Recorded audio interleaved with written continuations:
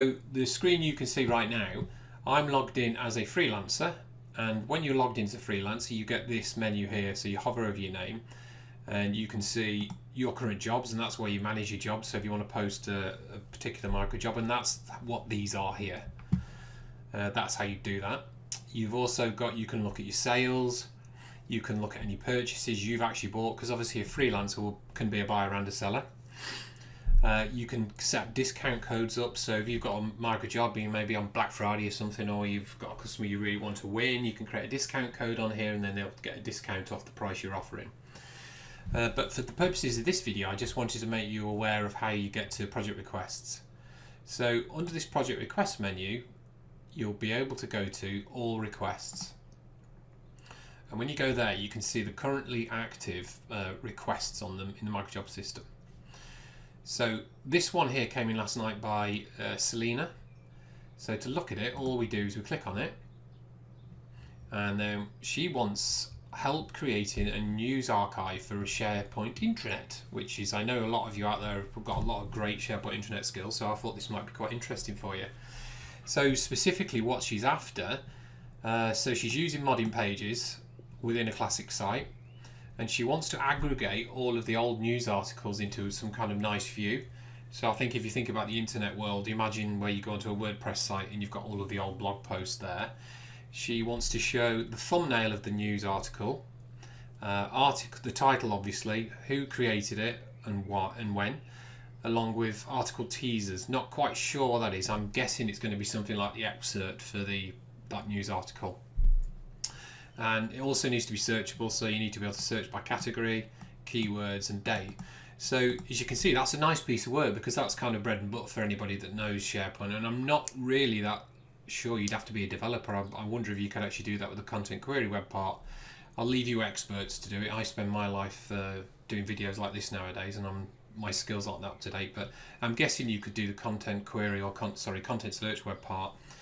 If not, then it's perfect for a SharePoint developer, because I'm pretty confident I could build that myself. So if you fancy it, her budget's $1,500, which is nice. She's got 30 days, you've got 30 days to do it, and your deadline is the 8th of June. So that's, if you want to actually apply for that, what you do is you click send quote, and then you put a description in, I can do this for you, and I intend to do it with content search web part, and it'd work like this, blah blah blah. You'd put your price in and how long you want to do it. Now budget is interesting, because obviously more than one freelancer is going to apply for this, and then Selena will see them when she logs in. So you don't want to you basically don't want to do this so you're going to lose money. You know, if you feel this is going to take you 4 weeks, or you can't do it for the budget, you just don't do it. But you don't want to go in top end, but other people probably will go a bit lower. But Selena might not be something where she's actually too worried about price, so you've just got to do your best you can that. And the recommendation is just to try to give her as much information and be helpful as you can up front, and then you'll probably warm to you better. And that's how we're seeing more success with people that kind of do that, instead of just writing a one-liner. Oh, I'll do this, $1,500. She kind of wants to get to know you first, I would imagine. So yeah, add a little bit of personality into that. That'd be the recommendation. If you actually want to ask her any questions, then it's quite simple. You can do it two ways. You can click on her profile and click the contact me button, or we can go back to the previous screen and click view more, and then you can contact user that way, and then that'll just take you into a normal messaging screen with Selena, and the messages are transferred via MicroJobs. And I hope you can do it. So if she accepts you as the freelancer to do the piece of work, what happens from a payment perspective is that the money is transferred from Selena into Stripe Connect account. So we don't hold it, Stripe Connect do it, and that's held there, and then the work begins, and you're given a little clock down timer to carry on with the work. And the idea is you'll chat constantly with Selena about her requirements and make sure you get the job spot on time. And then once you've delivered, you just mark it as delivered, and then Selena will get a notification. She'll come into the system and say yes, it's complete, and then you'll both review each other, and then the money's transferred. So I think it takes 2 to 3 days based on where you are in the world for Stripe to actually release the money and paste it to your account. And then you'd come on to MicroJobs, and then you'd say, right, I want to pay it to my bank account, I want to release that payment. So the cool thing for you is you don't have to worry too much about getting paid because the money's released immediately. And then from Selena's perspective, she doesn't have to worry too much about paying the money and then the freelancer not doing the work. And then in the worst case scenario, we obviously haven't had it yet, which is really cool.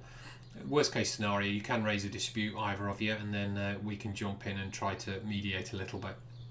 But hopefully it'll never get to that, because like I say, the recommendation is keep chatting with the buyer constantly, and then you're far more likely to do an accurate job that's actually what they want. So that's it. There's one more thing actually before I disappear. One more thing I wanted to show you is, and this is new, so a lot of you probably won't know about it. So if you go down to project requests, notifications, on here you can set yourself up alerts. So when the requests come in, then you'll get an email alert saying, oh, there's a job here, it's in the SharePoint area, and I think you should do it. And that's quite good because you can actually be first up.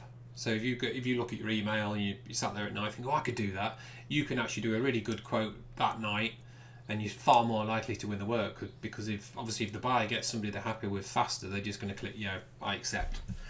And the way I do it is I go all categories and then I just deselect the ones that I wouldn't be interested in. That's quicker than just, because we've got quite a big list going down now, and that list is going to get bigger because we're going to start to introduce more and more technologies. So yeah, just click save and then you'll get the alert. So that's it. If you fancy having a go at that project request, then if you've got any questions, any comments, then just comment below, and then either Fraser or myself will help you out. If you do apply for it, good luck, and I hope you can get it. But that's it from me, and have a good weekend, everybody. Bye.